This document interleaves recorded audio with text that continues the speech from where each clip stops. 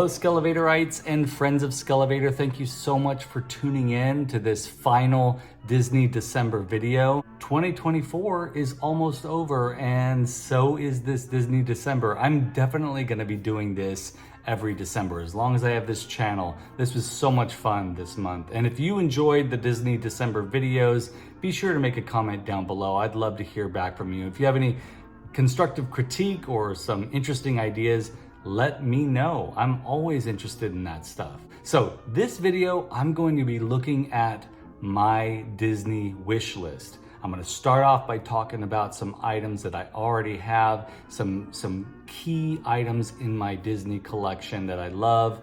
I'm always looking for interesting Disney items. This will also include a little bit of Star Wars too, because that's under the umbrella of Disney now. But then I'm gonna also talk about the things that are on my wish list for items I'd love to get in the future. I don't know about you, but I have an Amazon wish list where I put items on there and I look at them and I drool over them and I drool over them. I usually don't get them, but they are there for me to look at, and I'm gonna be sharing that a little bit with you today. And I'm also going to talk about some vintage stuff that I'm interested in getting to. Let's do this.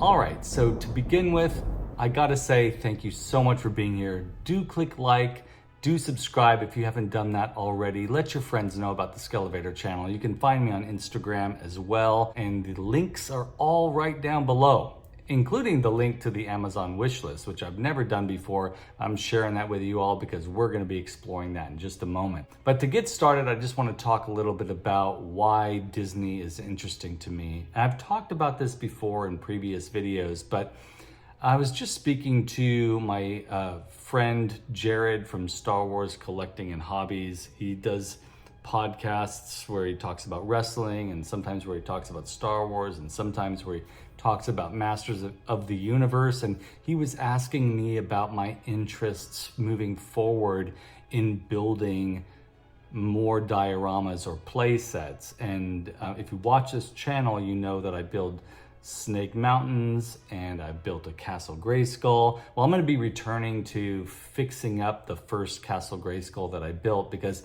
it's not quite where I want it to be at this stage, and I want it to be better. So I'm going to be doing that in the spring. But he got me thinking about, why do I enjoy building environments rather than customizing action figures, which a ton of my friends do?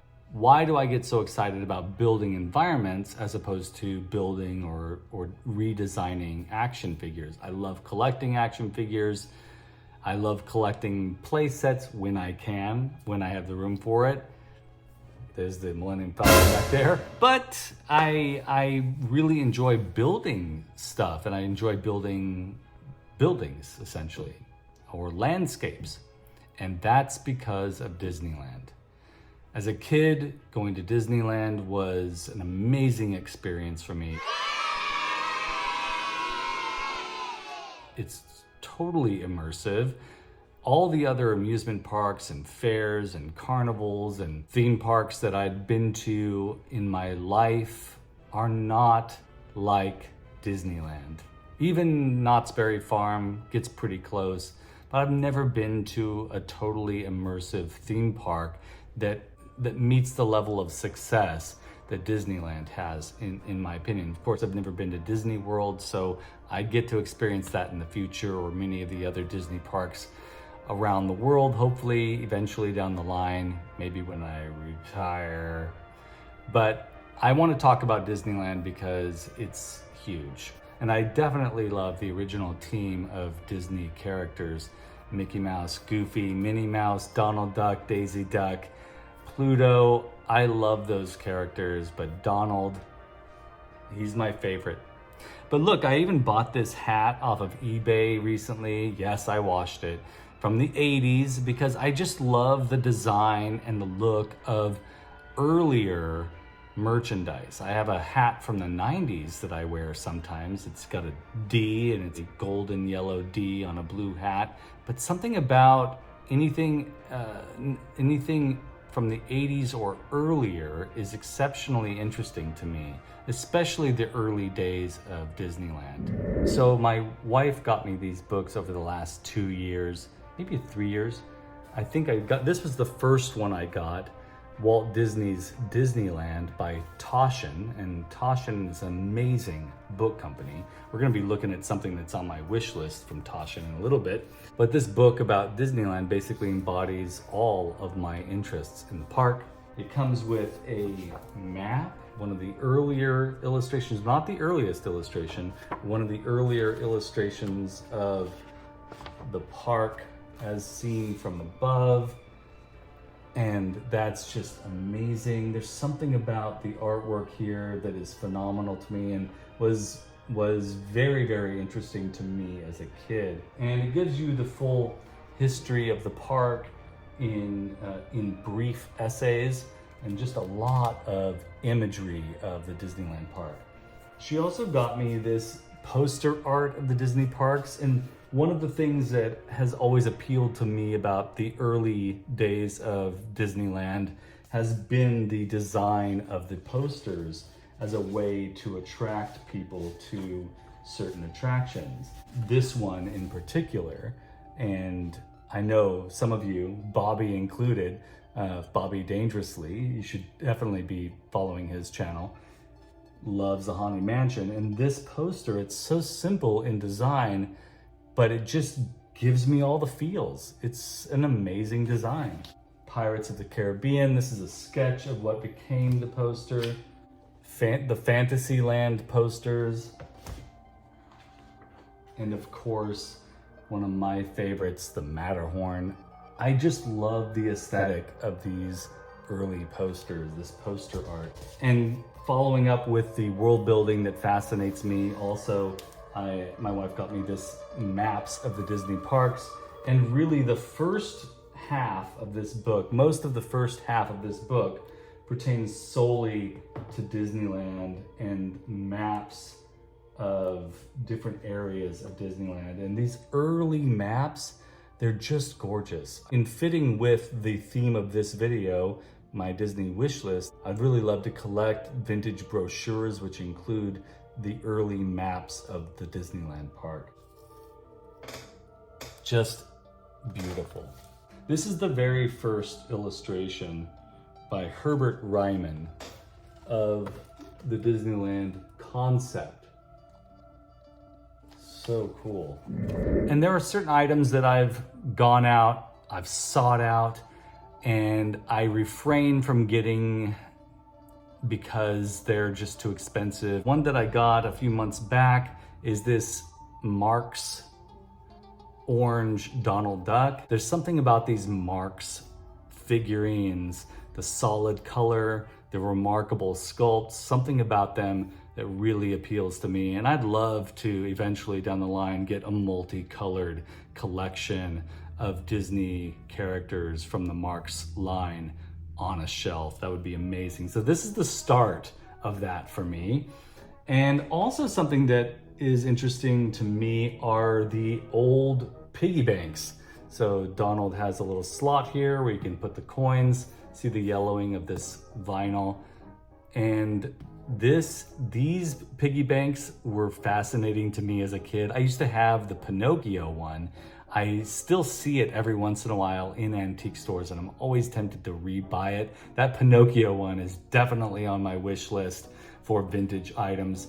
And this Donald, though, I picked him up for 20 bucks on one of our trips to an antique store, and I love it. I'm always interested in Donald stuff. I've purchased several Donalds in Funko Pop form, and I'm interested in something that looks a little bit more like this old school Matterhorn plastic standee figurine. It's just cheap plastic, and it's got a little Matterhorn behind him. And look at him, that's Harold, the abominable snowman from the Matterhorn. I just love the font here, just incredible. Things that come from the 70s, 80s, collectibles like this will always grab my attention. In fact, I'm gonna show you a couple of things here. One thing that I got recently is the Haunted Mansion emblem, and that I found at a Spirit Halloween store for 20 bucks. And they didn't do anything to modernize it. It looks like the traditional Haunted Mansion sign, and I just love that. It's the simplest things, like the font really appeals to me. And then I have my Darth Vader helmet. This is the original 1977 Dawn Post Darth Vader helmet. One of the only things from my childhood that actually survived. I'm not sure how I happened to hold on to this. I even end up replacing the lenses by buying a damaged mask on eBay and replaced the lenses because they were missing from my original mask. And then I've got a newer DuckTales Donald Duck here, and he's standing right next to a more vintage wind-up Donald Duck.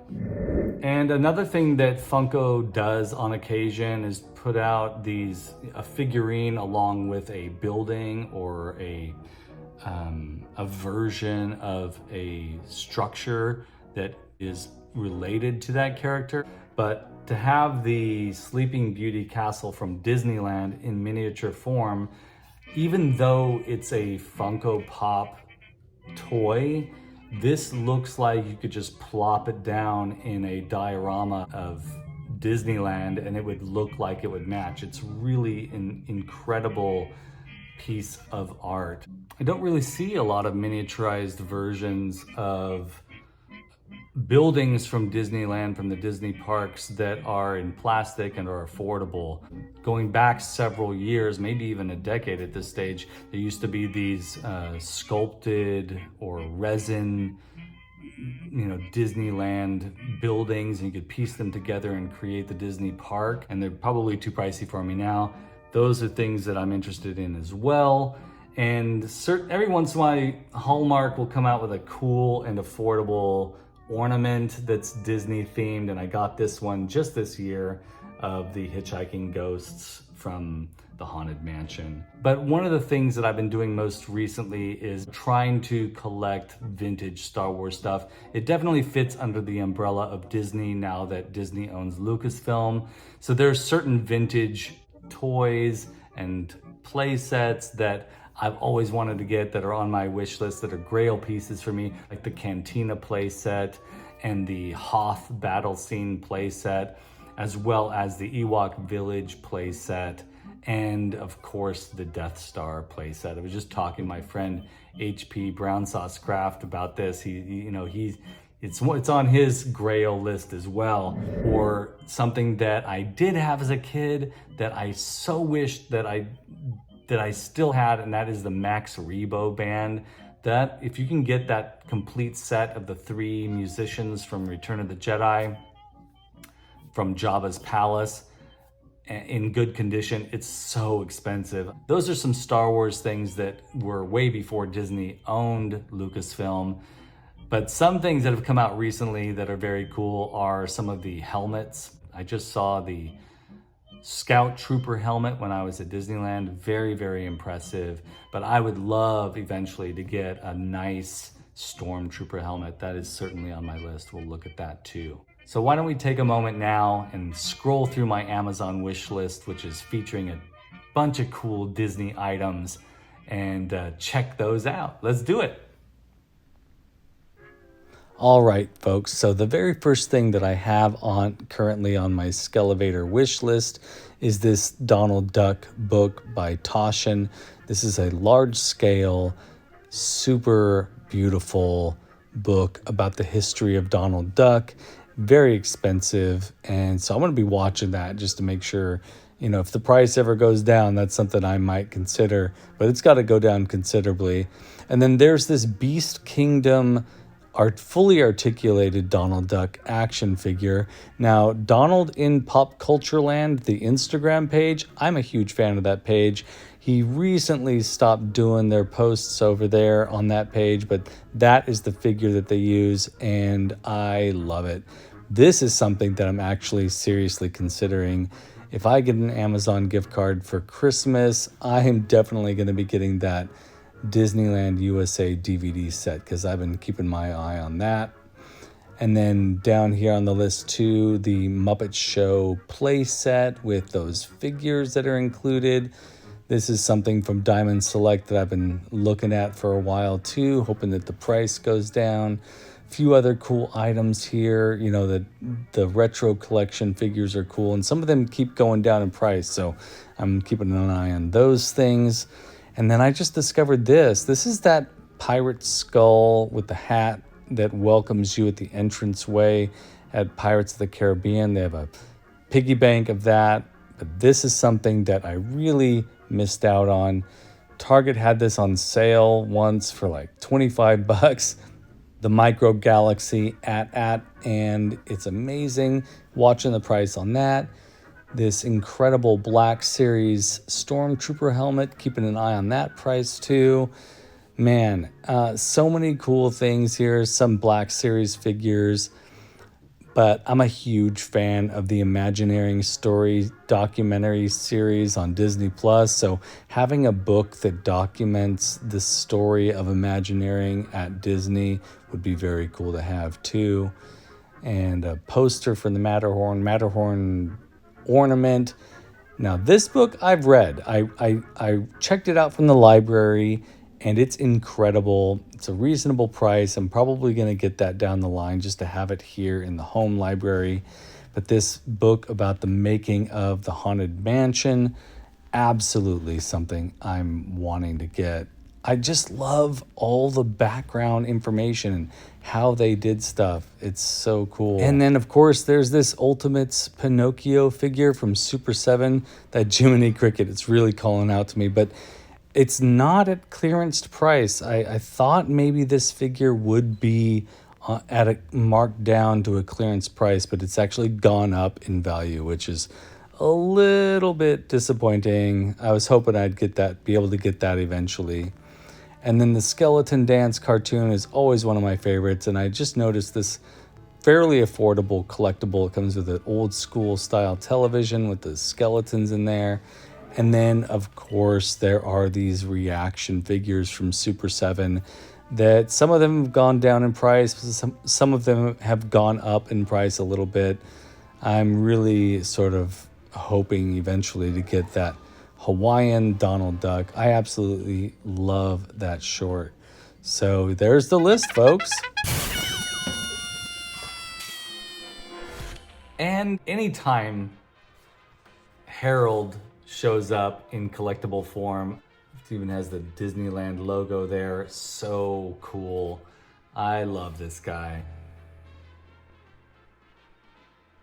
And I'm definitely going to keep looking out for those Super 7 Ultimates Disney action figures. If I can find them discounted on clearance somewhere, I'll be sure and do another video. There's some of them that I'm still interested in that I'm hoping to find at a super affordable price. Don't know, I may have already gotten the ones that are primarily clearance. So that's the way it is. But I'm still gonna keep looking. Thank you so much for watching. Thank you so much for being here. I really appreciate you.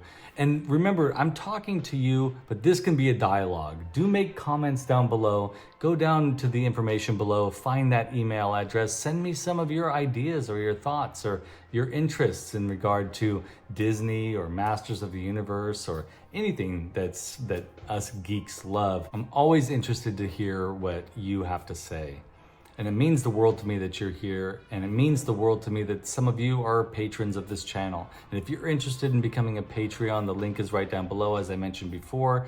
That'll allow you another way to connect with me, and also I'll send you an artwork, and you'll sometimes get early episodes of the podcast I'm on, Cambridge and with Sean. You're gonna have access to the Skele Vader world that way, and then I'm on Instagram as well, as I mentioned before too. But I want to send a huge thank you to my patrons of the channel: Ace, Julia Honer, MotuOriginsCork, Allison Troy, and Thanos Copter. Thank you all so much for your contributions. It really helps me stay geeking out.